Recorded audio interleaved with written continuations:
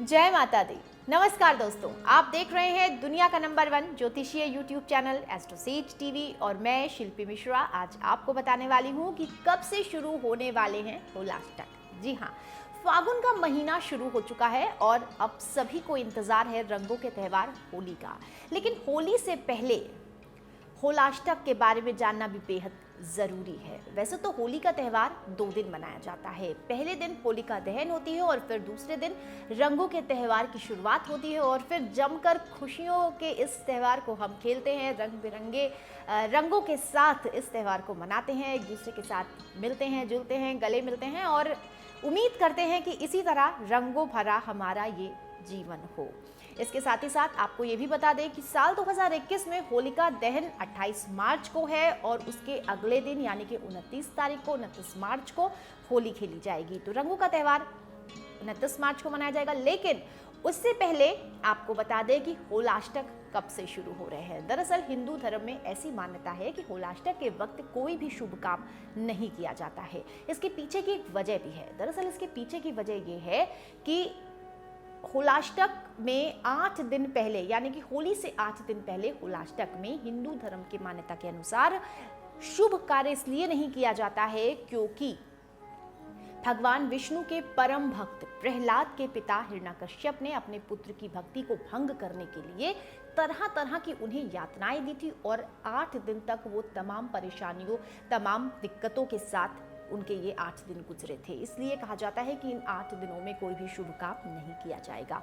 8 दिन के बाद होलिका दहन हुआ और होलिका दहन के बाद फिर रंगों के त्यौहार होली का शुभ आरंभ हो गया और तब से शुभ काम भी शुरू किए जाने लगे। तो इस साल शुक्ल पक्ष की अष्टमी तिथि से होलाष्टक प्रारंभ हो रहा है यानी कि 22 मार्च से। तो 22 मार्च से लेकर के 28 मार्च होलिका दहन से पहले तक का जो वक्त है वो होलाष्टक का वक्त है और इस वक्त के बीच में यानी कि इन 8 दिनों के अंतराल पर हमें कोई भी शुभ काम नहीं करना चाहिए, ऐसी हिंदू धर्म में मान्यता है। इसके साथ साथ होलाष्टक पर आपको क्या करना है, क्या नहीं करना है, इसके अलावा होलाष्टक कैसे होगा, होलिका दहन कैसे होगा, होलिका दहन पर क्या करना है और इन सब चीज़ों से जुड़ी हुई पौराणिक कथाओं के बारे में भी मैं आपको जानकारी देने वाली हूँ। लेकिन दोस्तों, इन सब जानकारियों के साथ मैं एक जानकारी आपको और भी दे दूँ कि आप ऊपर दिए गए आई बटन पर क्लिक करके हमारे एस्ट्रोसेज के तमाम ऐसे ज्योतिष, ऐसे विद्वान ज्योतिष हैं जिनसे संपर्क कर सकते हैं। अपने जीवन में आने वाली तमाम तरह की परेशानियों के बारे में उनसे बात कर सकते हैं और जान सकते हैं अपने जीवन से जुड़ी हुई हर समस्या का समाधान। आपको ऊपर दिए गए आई बटन पर क्लिक करना है और जुड़ना है तमाम विद्वानों से, तमाम विद्वान ज्योतिषियों से जो आपको बताएंगे आपकी समस्या का समाधान। चलिए आगे बढ़ेंगे और अब बात करेंगे होलाष्टक की। तो होली का त्यौहार जो है वो रंग बिरंगा त्यौहार है, रंगों से भरा हुआ त्यौहार है और हम सभी को बहुत ज़्यादा प्रिय है। हिंदू धर्म में होली को एक बहुत ही महत्वपूर्ण और बहुत ही प्रमुख त्यौहार भी माना जाता है। रंगों का ये त्यौहार है, हर किसी को खुशियाँ देने वाला ये त्यौहार है और मैं भी उम्मीद करती हूँ कि आप सभी के जीवन में इसी तरह से रंग भरता रहे और आप हमेशा खुश रहें। अब चलिए होलाष्टक के बारे में भी जान लेते हैं। दरअसल असल मायने में होलाष्टक को होली के त्यौहार की शुरुआत भी माना जाता है। ये भी कहा जाता है कि होलाष्टक लग गए मतलब होली का जो शुरुआती दौर है वो आ गया और होलाष्टक का सीधा संबंध जो है वो होलिका दहन से कनेक्टेड है क्योंकि होलाष्टक का जब समापन होता है तो होलिका दहन होता है और होलाष्टक की शुरुआत से एक स्थान पर हम क्या करते हैं, 2 डंडे लगाते हैं। ठीक है, डंडे लगाने के बाद हम उन दोनों को गंगा जल से पवित्र कर लेते हैं। ऐसा माना जाता है कि ये 2 डंडे, इनमें से एक जो है वो प्रहलाद का प्रतीक माना जाता है और दूसरा होलिका का प्रतीक माना जाता है। इन डंडों को गंगा जल से शुद्ध करने के बाद इन डंडों के इर्द गिर्द गोबर के उपरे लकड़ियाँ, घास और जलाने वाली बहुत सारी चीज़ों को आप रखिए। इसके बाद धीरे धीरे 8 दिनों में ये बढ़ने लग जाता है और फिर तिथि मुहूर्त के अनुसार होलिका दहन हम करते हैं और फिर जैसे ही होलिका दहन हमारा होता है होलाष्टक हमारा खत्म हो जाता है और त्यौहार की शुरुआत हो जाती है। तो इस तरह से होलिका दहन से होलाष्टक की समाप्ति हो जाती है और होली के त्यौहार की शुरुआत हो जाती है।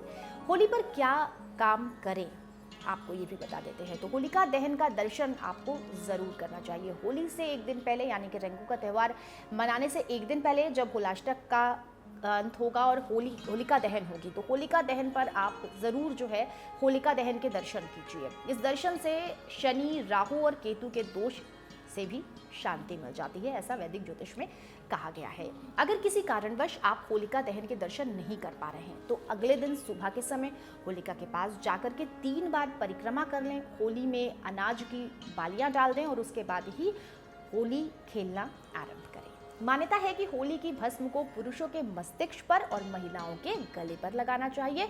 ऐसा करने से आपको अपने जीवन में ऐश्वर्य की प्राप्ति होगी और आपके ऐश्वर्य में भी वृद्धि होगी। साथ ही होली के भस्म का टीका लगाने से नजर दोष, प्रेत बाधा और रक्षा से भी आपको इन सब चीज़ों से मुक्ति मिल जाती है और आपका जीवन जो है वो तमाम तरह की परेशानियों से खत्म हो जाता है। इसके बाद होली खेलने से पहले भगवान को सुबह सुबह रंग चढ़ा लीजिए, उन्हें आशीर्वाद उनका ले लीजिए और उसके बाद ही अपने परिवार वालों के साथ, दोस्तों के साथ, रिश्तेदारों के साथ होली खेलना शुरू करिए। तो चलिए दोस्तों, बात कर लेते हैं होलाष्टक से जुड़ी हुई पौराणिक कथा के बारे में। तो मैं आपको बताती हूँ कि होलाष्टक क्यों मनाया जाता है। ऐसी बहुत सारी पौराणिक कथाएं जो है प्रचलित हैं। पहली कथा के बारे में हम जान लेते हैं कि पहली कथा के अनुसार प्रहलाद के पिता हिरण्यकश्यप ने अपने बेटे को विष्णु भक्ति से नाखुश होकर के उन्हें 8 दिनों तक तमाम तरह की यातनाएं, कष्ट, परेशानियां दी थी। ऐसे में हिंदू धर्म में होलाष्टक के इन 8 दिनों को बेहद अशुभ माना जाता है और इस दौरान कोई भी शुभ काम नहीं किया जाता है। ऐसे में होलाष्टक के बाद ही असल मायने में रंगों वाली इस होली की शुरुआत हो जाती है, जिसमें प्रहलाद के जीवित बच जाने की खुशी भी मनाई जाती है और इसके साथ साथ रंगों के इस त्यौहार का आनंद लिया जाता है।